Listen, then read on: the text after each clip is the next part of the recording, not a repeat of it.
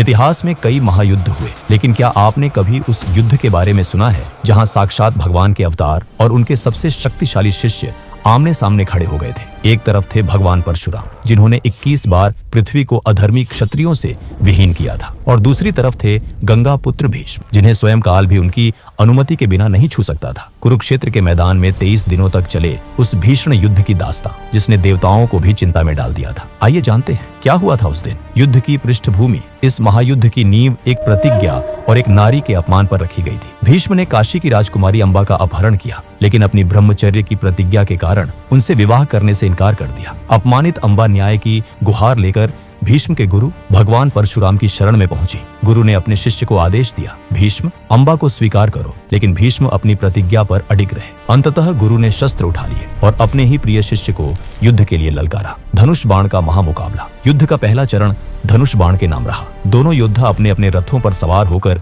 एक दूसरे पर दिव्य अस्त्रों की वर्षा करने लगे। आकाश बाणों से काला पड्डी डियच गया था। परशुराम जी के एक एक बाण से प्रलयकारी अग्नि निकल रही थी, तो भीष्म ने भी अपने गुरु से सीखी हर विद्या का परिचय दिया। जब भीष्म का बाण परशुराम जी के रथ से टकराता तो ब्रह्मांड गूंज उठता। कई दिनों तक बाणों का यह खेल चलता रहा, लेकिन कोई भी पीछे हटने को तैयार नहीं था। तलवारों का भीषण द्वंद्व। जब बाणों के तरकश खाली हो गए और रथ टूटकर बिखर गए, तो दोनों महायोद्धा धरती पर उतर आए। अब शुरू हुआ तलवारों का वह मुकाबला जो इतिहास में दोबारा कभी नहीं देखा गया। परशुराम जी का फरसा और भीष्म की विशाल तलवार जब आपस में टकराते तो चारों ओर चिंगारियां बिजली की तरह चमकती थी। भीष्म की फुर्ती और परशुराम जी की असीम शक्ति के बीच की यह टक्कर ऐसी थी मानो दो विशाल पर्वत आपस में भिड़ रहे हो। मैदान लहूलुहान था और दोनों योद्धाओं का साहस चरम पर था। गदा युद्ध और पराक्रम। तलवारों के बाद बारी आई गदा युद्ध की। स्वर्ण गदाओं को हाथों में लेकर जब दोनों योद्धा एक दूसरे पर प्रहार करते तो कुरुक्षेत्र की धरती कांपने लगती। हर प्रहार से धूल का गुब्बार आसमान छूने लगता। परशुराम जी ने अपने दिव्य शस्त्रों से